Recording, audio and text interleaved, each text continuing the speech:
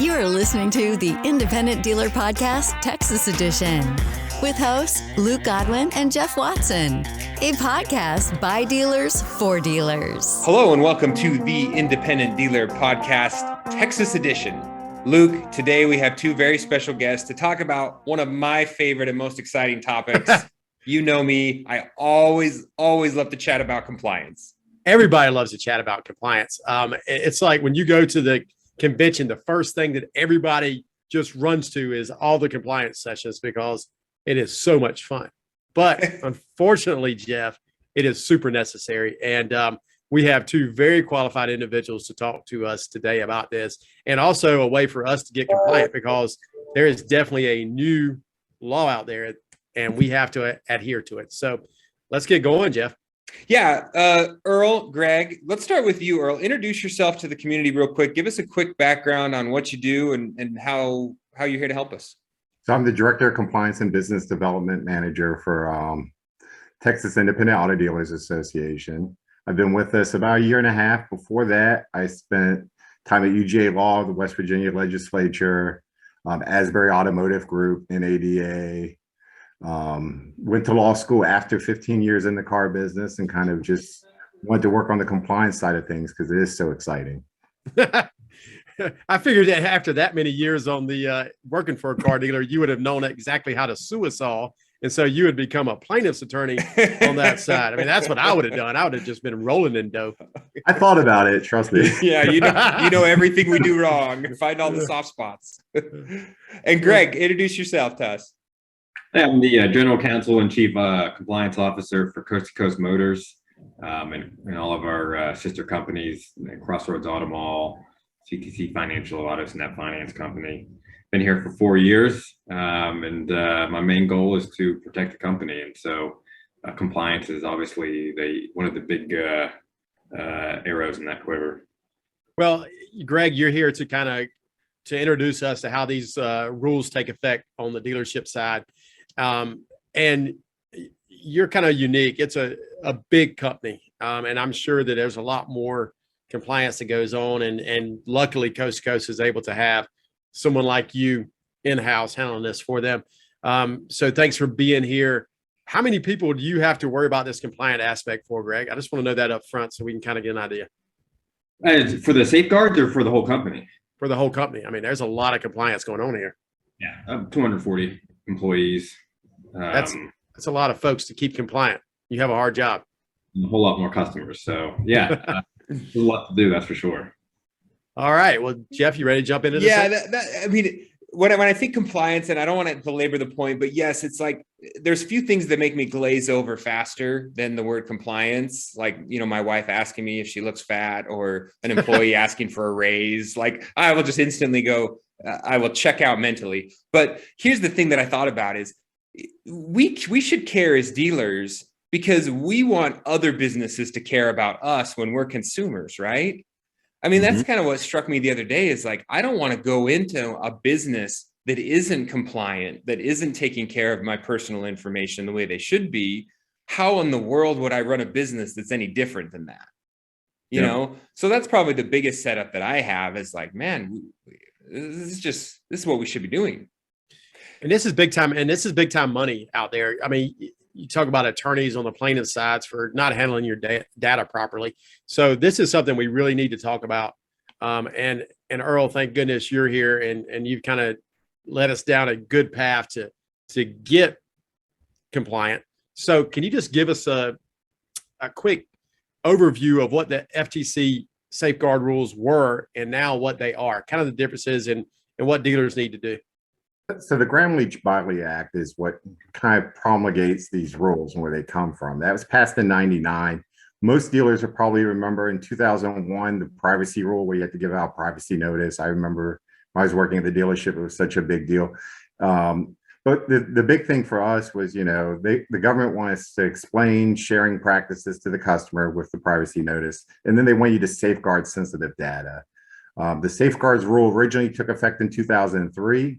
A lot of people ask, what is the difference between the old rule and the new rule? The biggest difference is now they have more specific guidelines and they actually tell you need to have a written assessment. You have to have document on the training.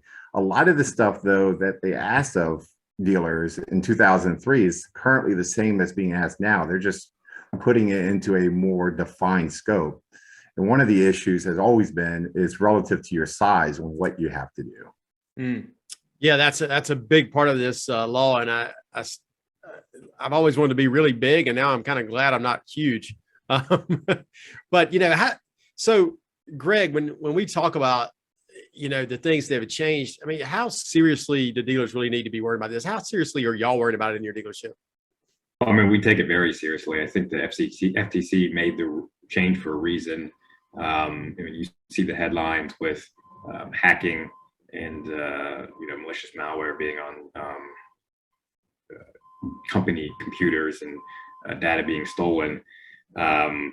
And at the end of the day, whether it's one customer getting their MPI stolen, and maybe it's someone harassing them, or if it's a whole bunch of people in a big hack, it's going to be a very expensive uphill climb to get out of it. And so you want to be proactive and take care of your customers' private information. And the easiest way to do that is to meet the regulations that are currently in place. Yeah, and Earl, tell me this. I think as a small dealer, right, I'm nowhere the size of Greg. So my argument or my justification would be, I'm a tiny little fish. I'm not on the FTC's radar, right? I mean, I don't have to worry about it as like a 10-person operation. Like, what are the chances of me getting, picked out and attacked? So I've always told dealers, the biggest concern to me is not the FTC, not private action, but hey, you lose information, you end up on channel 4 and wait and see what traffic looks like at the lot. Yeah. That to me is the scariest from a business perspective. It's not really so much, the fines and the enforcement actions. Those are scary too. But what scares me is you lose this data. It's very good newsworthy story. And if you can't show that you did some precautions, it's going to look really bad for you and really affect your business negatively. Yeah, I had an experience about 6 months ago where we have an internal server here that we just keep documents on, shared documents, and it got ransomwared. It got locked down, and I had to take the file out to the guy, and he saved some of it. But luckily, I wasn't keeping any personal data on there. That wasn't, a file source with people's names and info. It was just our silly documents and things, and it was ransomed, but it could have been snagged. So yeah, well, my little teeny dealership got attacked. It's crazy. Well, that brings up something I was thinking about, Jeff. I was taking this course that TIADA offers. I was thinking, a lot of the data I have is not stored on my system. I mean, we are using other companies that are a lot bigger than I am, and they kind of house that data, that personal information. Greg and Earl, Greg, you deal with this every day. I know y'all use the same software I use. What do we do? I mean, let me back up here. We don't have the data. Another company has the data. So what do we need to do when that's the case? Because I don't store customer credit card information or anything like that. Earl, do you want to take this one or you want me to take it? Either way, I'm fine either way. What do you prefer?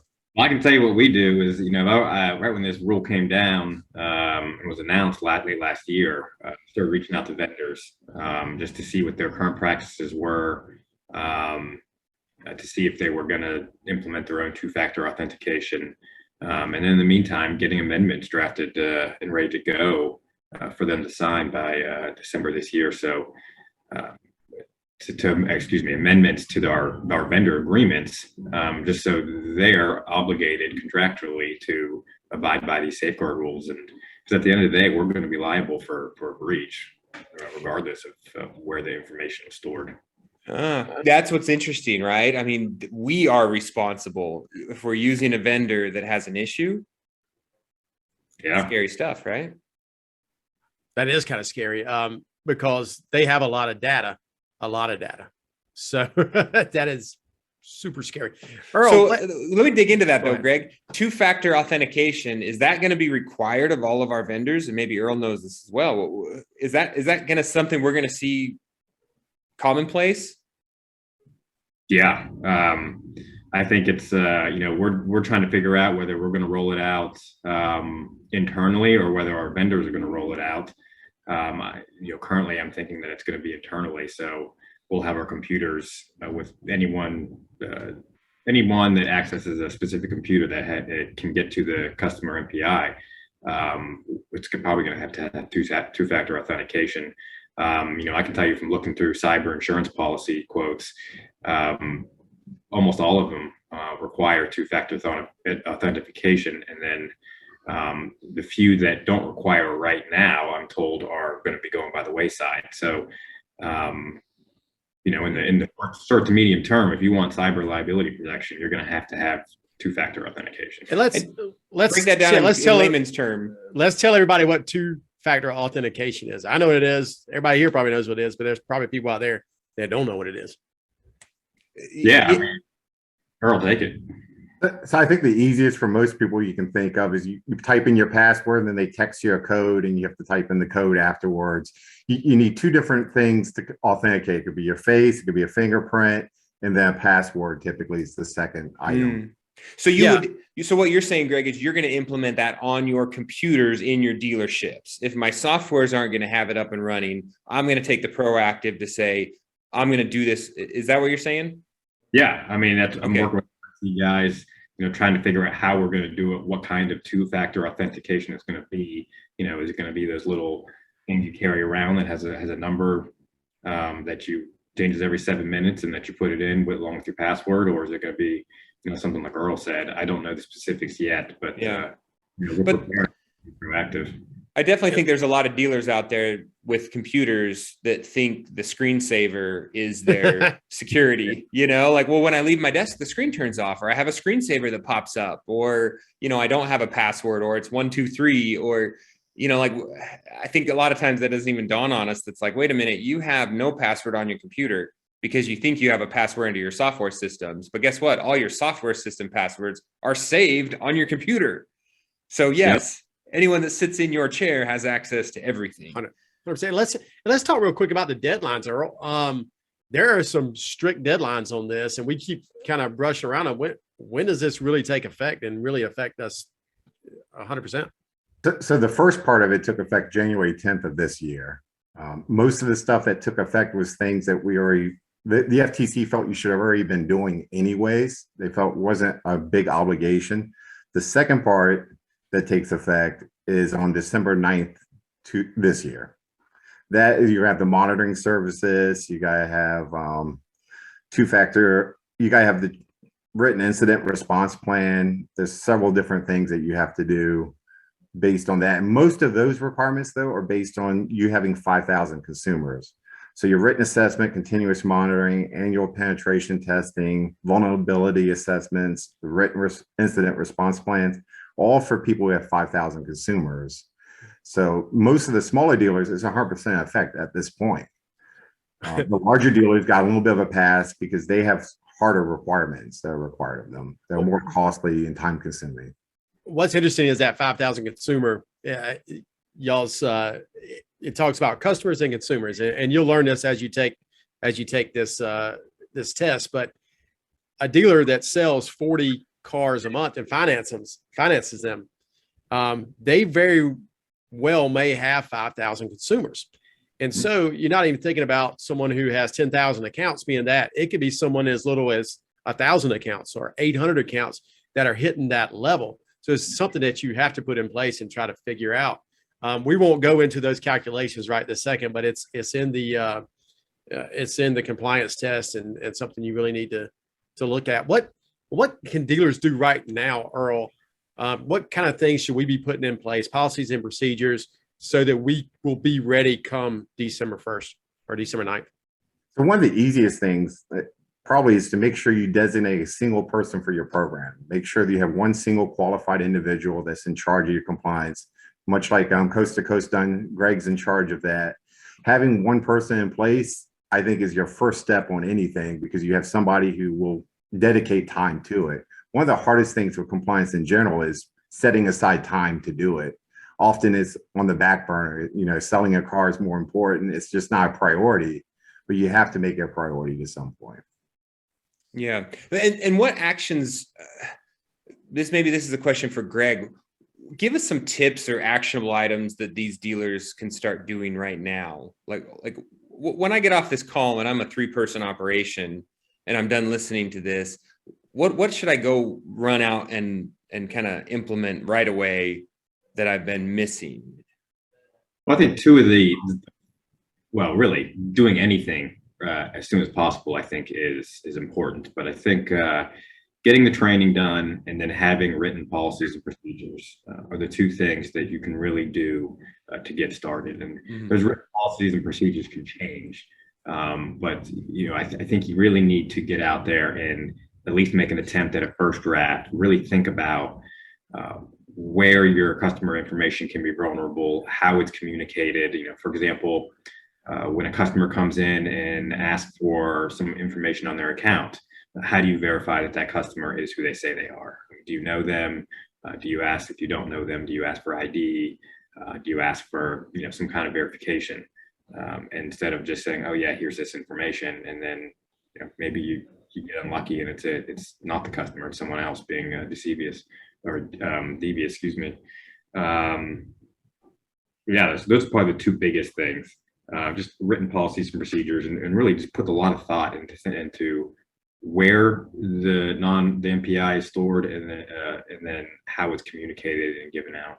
Yeah, I think for myself, I think about all my lack of maybe preparation or things. And, we talk to dealers so many times about having your policy and procedures manual, right? All dealers should have an Excel spreadsheet, a Word doc, a Google doc, written on a napkin, whatever they do to make sure all their policies and procedures are written out. And this is a huge section of that. This should be in the very front. It should be reviewed often. And like Greg said, what is the policy for verifying someone's info on a test drive, on a payment, someone calls in and wants to give you a credit card for something? These things all need to be written down, and then they need to be reviewed regularly. One of the biggest things would be go out to your salesman's desk and see how many credit apps are laying around. Absolutely. If it's 7:00 at night before you go home, how many apps have been left sitting face up or even left out at all on someone's desk? Credit apps, where are your deal jackets? Are they stored? Are they locked away? Are they in areas where customers or someone else from the public can walk by? Those are all key things that need to get written down in a policy. Go buy a shredder, run out to Costco, get yourself a sturdy shredder, Shredding services where you put them in the box and they come pick it up. That's what we do. We have that monthly. I think that's a big step, an easy step. $59 a month can fix that problem really quickly. So Earl, this is for you, because you're the guy that's going to try to keep us all out of trouble. If for some reason we do get in trouble, what are the consequences? What's going to happen? So like I mentioned before, one of it, you could end up on the news. The FTC can fine you $46,517 per consent order violation, and one record could be a violation. So that could pile up extremely quick.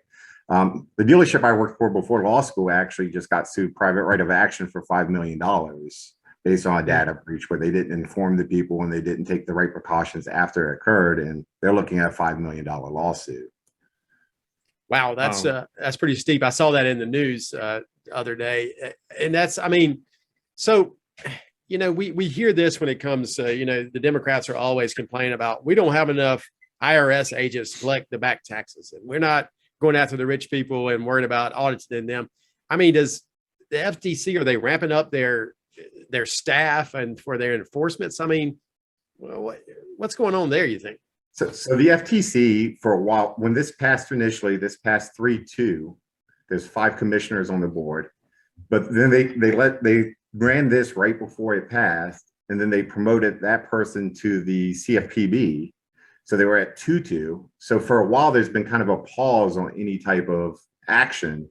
Now they're back up to 5. So it's kind of a wait and see what they're going to do. But if you look at everything they're making a priority, privacy laws are one of the top ones. They have identity theft rules that they're working on. Children's Online Privacy Protection Act they're working on. So they're working on privacy stuff right now. And they have the 5 people on the board, whereas before they were at 2-2 and they couldn't really do what they wanted to do policy-wise. So it's like most things when there's, maybe a Democratic leaning majority and president, you may get more enforcement and more of this, but if it goes the other way, maybe a little less. Is that, and of course we're in a Democratic held government at the moment. So that's the reason this has happened, I will assume. Oh, okay.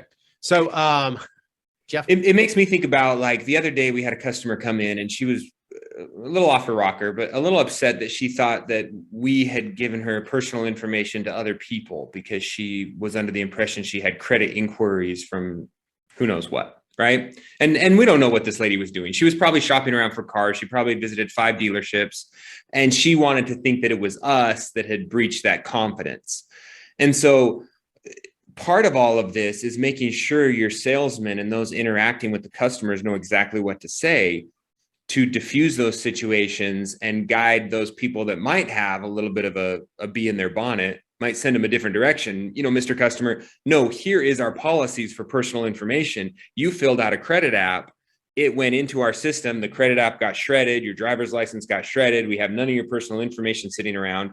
You don't have to come back here and try to take your credit app with you because you think we're going to go sell it out the back door to 5 different people. Like some of that weird stuff. And if your salesmen don't know how to respond to that, and they hem-haw around, that leaves the door open for that customer to be like, wait a minute, something weird is going on here. They can't give me a straight answer on what happened to my personal data. That brings up a great point, Jeff. Greg, do y'all train on that at the dealership? Yeah, and that's one of the kind of the continuous and ever evolving policies we have is, we try to train on everything. And one of those being how salesmen communicate certain rules to customers. Whether it's this part with credit reports or public information, what we access to look into customers and to determine their risk profile. We need to constantly train our sales team on that, especially with turnover, just so we have clear communication with customers. And even, can we even put in a process of salesmen not talking to customers about this? Shouldn't this be someone maybe higher up, Greg, or is this can be handled on the front line? When it gets into the details, it gets to me. And I'll reach out to the customers or my assistant, Olivia will, because, you don't want salespeople saying the wrong thing or kind of taking the wrong tone, because it can get a bit nuanced. But we do want to train the salespeople in the general idea of things, and what to say, and at least give them a chance to talk to the customer about it. But if they want to get into details, and especially if a customer is angry or upset or otherwise emotional, then it'll get sent to me immediately. And that'd be my question for you, Earl. We're never going to be perfect, right? Our dealerships are not going to be perfect. Even someone like Greg's organization that has counsel and training and this, that, and the other, something could happen. Something could slip through. There could be some sort of a breach. And when the FTC comes in or an attorney comes in or whoever comes in to crack down and get mad and yell and scream and try to fine you, it's so much of this to me seems like at least you've got something on the books, right? If they go in and they see that you have nothing, you have no policies, you have nothing written, you have no existence, no shredder, no documents, no 2-factor, that's a bad situation. If you have something and you're like, look, we got policies and we've tried to train and we've tried to do this, it seems like you're going to be a lot better off, even though we can never be perfect. You're not expected to be perfect at the end of the world. What they expect you to do is take every reasonable precaution based on survive. That's the key. To be able to show that, hey, I've done everything within my power to avoid this. Because at the end of the day, there are government systems that have been breached. So if that's happening, there's no way a dealership's going to be able, especially if you're only a small 5 to 20 car a month dealership, how are you supposed to do that? There's no way to prevent 100% of all hacking. Yeah, you look at, the state of South Carolina several years ago, all our data was stolen. All the people who had filed taxes, all their data was stolen. And so, that's a government that runs, billions of dollars a year. And this is what happened. So that's, something's better than nothing, I guess. And what's great is TIADA, you're doing things to help dealers. And I've taken the course. I found it very interesting. It wasn't that long. And it was something that made me think about everything we were doing. Earl, can you talk about what TIADA has done to help us? So a couple things. We did the course. There's a model policy in there. There's Greg was talking about the agreement between his vendors. We create a agreement too, so it can help dealers, because not everybody has counsel. We get that. And we want to kind of keep the cost down, because the estimates of the cost of implementing some of the requirements was extremely high. We felt these were items that can give a dealer a good starting point and kind of get them on the way. The other big thing we've done, we have the FTC come to our conference. We were able to get one of the attorneys out of Dallas. He's coming down and he's going to talk about the safeguard rule to our dealers. He's also going to talk about the buyer's guides as well. So those that's are the big two big ones. Well, yeah, and the course pricing is not that expensive for what you get, I don't think. Can you talk about the pricing and the pricing structure for larger dealership groups? So if you're a large dealer group and you do more than 10, so if you have more than 10 employees and you sign up, it's $40 per course. It's $49 for the regular employee, and then there's a qualified individual course, which is $79, and it has the model policies in it, and it has a lot more information than just the employee one, because there's certain things that the qualified individual needs to know that your regular salesperson does not. Much as Greg was saying earlier, I think, there's certain times where he just needs to go to the qualified individual. You shouldn't have them deal with every single item. And for those items, we took it out of the course because time is so important at the dealership. We want to make sure you only got the information you need it and didn't spend a bunch of time wasted on that. Yeah, it looks like you got Tom Carter. Is that the guy, the FTC from Dallas? He's speaking at the conference. And when is the conference, Earl? Because we're getting right up on this thing. July 24th, 26th. Our early bird ends June 17th. Okay, we will be there and we'll have a lot of fun. TIADA conference is great. It is great. It is great. Doesn't matter if you're not a Texas dealer, right, Earl? If anyone's outside of Texas gets their hands on this podcast and listens, can they still come? Certainly. And as long as you're a member of your state association, we treat you just like one of our members. We're happy to work with the other associations. We always feel like we're fortunate being in Texas because of our size. We have a little more resources and are able to offer a little more than some of the others can. And one other thing, I think I was told that Texas TIADA put this course together, and it's good for every state in the union. I'm in South Carolina, and I think actually my association may even get a kickback for me taking it. Is that correct, Earl? That's correct. We just share because we want to support the smaller associations. We feel it's important, and this is based on federal law, so there's no difference in Texas than there is in South Carolina because it's all federal law based. Now, your state may have additional stuff that they require that's not related to this rule, but overall, this is a federal law, so this is 100% good anywhere. So, Greg, I assume you've taken this course, correct? Yeah, absolutely. What do you think about it? What was what'd you come away with? You're an attorney. You know what to look for here. I'm just an old car dealer. I thought it was great. So let's hear your side. Yeah, I thought it was good. The qualified individual course is approximately an hour long. It had good substance. What I was really impressed with was the all employee course. It's about 30 minutes, and it really strikes the right balance between length and substance. As you guys know, a lot of the people on our lots and on the ground that deal with non-public information have to multitask all the time. You got collectors, you got salespeople, and you have admin support functions, accounting, everything else. And so it can be hard for them to get an hour or 2 hours out of a day just to commit to a training. And so I think the TIADA's course here has just been great because not only does it provide the substance you need, and the knowledge, but it's down to 30 minutes. Plus, you get a quiz at the end to make sure that you retain the information. So it really hit the sweet spot there, and we're happy to have it and implement it in our company. Yeah, I made 100 on my quiz, Jeff. Have you taken the quiz yet? I'm still studying. I had to get a tutor in order to do it. But to that point, Luke, we talk about it. We know that everyone listening to this is training weekly anyways, right? Wink, wink. Everyone's out there training their staff weekly on something. Should be. Whether it's sales, collections, all the things we're training. This is a great one to add in there. It's so smart to have this every quarter or annually or whatever the cadence needs to be for your dealership. And this is an annual thing, correct, Earl? Is that right? Annual training? So we set it for annual. The FTC requires a continuous training program. They aren't very specific on what that regular training is under their definition. We feel a year is about reasonable. There's fast the guidance though. And, as fast as technology changes in today's society, tomorrow we might be accepting Dogecoin as payment. Who knows, and whatever. I don't think so, but Jeff is highly leveraged in Dogecoin. And so you just never know what new technology is going to come out next year to make safeguards easier or harder. So we got to stay trained on everything, like Jeff was saying. Yeah, well, we know identity theft, we know fraud, we know cyber attacks, we know all that is on an exponential rise.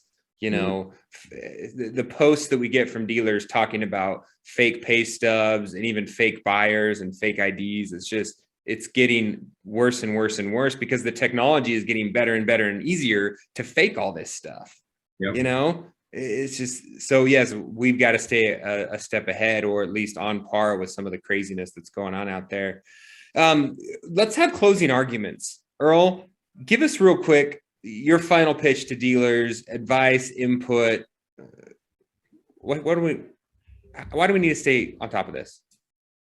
Compliance affects the bottom line at the end of the day. You have to realize if you're not compliant, it is kind of flashy because, when you're not compliant, you end up on the news, you end up in a lawsuit, you end up having to pay money out. So, yes, sales you see because it adds to the top line. But, at the end of the day, nothing can hurt you worse than a lawsuit. I mean, it gets very expensive very quick, and just doing stuff like this can hopefully avoid those items. Mm-hmm. And Greg, what do you say? I think Earl hit the nail on the head there. I mean, it's just, it can get very expensive very quickly. And it's going to spend a lot of resources, employee hours, either getting to the bottom of it, trying to fix it. And so being proactive, getting out in front of it, getting these written policies and procedures in place and kind of mitigating as much as possible will help you in that unfortunate event if something happens. Cross your fingers and pray that nothing does happen and you'll be safe. And it's at least your employees are going to be knowledgeable, and because there's always going to be things that they're going to need to do on a daily basis, even if a hacking doesn't happen, right? So like we mentioned earlier, when who they're giving out personal information to, or whatever. So there's always going to be knowledge that's needed here, even if it's a minor issue. But as far as mitigating those big issues and those just really expensive issues, it's just incredibly important. It's something as easy as walking around your dealership. That was said during the discussion. Walking around, open your eyes, looking for things that you go, that shouldn't be sitting there. It's that simple. And these things are just as important as buyer's guides, right, Jeff? Yeah, it's funny. I'm involved in another organization that has 200 or 300 employees, and they recently hired a security firm to try to attack them and try to get into their network. And also physically, these guys came to different locations and physically tried to gain access to the buildings, which they were successful on one. The police showed up and arrested them. It was this crazy thing. But to look at our dealerships the same way from an outsider standpoint, or look at it as a thief, are my doors secured? Is my data room secured? Are my files locked up? Does that lock even work? Are my computers shut down every single night? And all these kind of look at it from the outside. And Luke, my closing argument, I go back to the beginning. It's really the golden rule. Do unto others as you would have them do unto you, right? My 100%. Thought is, just recently I'm emailing my banker and underwriter my tax returns and my personal documents and my personal financial statements. If this guy's sitting on a beach in Mexico on an unsecured network and he leaves his laptop open to go grab a friggin' pina colada or something, all my stuff's right there and it's gone. So yeah. It's crazy. We should never do what we wouldn't want people doing with our personal data. Treat your identity and your customer's identity just the same. And I think everybody will be just right. Mm-hmm. Guys, we look forward to seeing you in July down in Austin, right? TIADA convention. We look forward to hearing from Tom Carter, and we're all going to jump on the TIADA website and get our training done. Yes, sir. Correct? All right, guys. Thanks so much for your time. Thanks, everyone. Thanks for joining us today. Be sure to subscribe to the podcast and share it with a friend. The Independent Dealer Podcast. Dealers helping dealers.